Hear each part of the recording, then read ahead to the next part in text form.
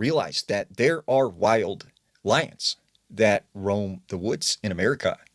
Now, they, at one time, 10,000 years ago, there used to be what was called the American lion.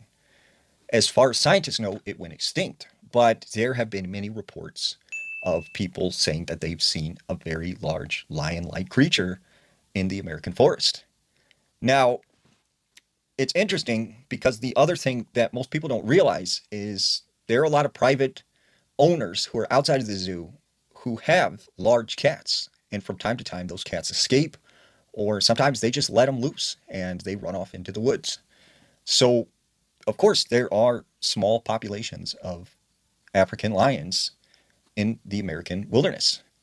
Now, there was this park ranger. They said, they were in northern Illinois. They worked at sort of this campground, and they always had two rangers at night that would stay overnight in this cabin. Well, about 11:30 at night, they get a phone call.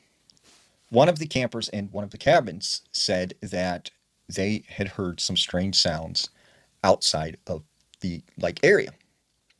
So both the rangers get in the truck and they drive over. They then knock on the cabin door and they start talking to these campers, who go on to tell them that they are hearing sort of what sounded like a lion. And the rangers are like, we can reassure you there are no lions here in this area, nor anywhere in America. But he said that's when he turned around and he sees this very large cat. And he said it was not a cougar or a bobcat, like this was a legitimate African lion. And he said it ran across and went into this part of the woods.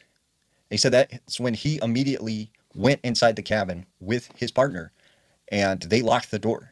They called the police, who came out and actually searched the area, but they thought these people, must have been crazy or something.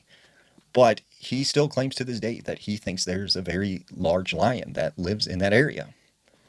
Now, also in northern Illinois, there was a farmer who said he used to hear sort of these roars coming from the woods behind his house.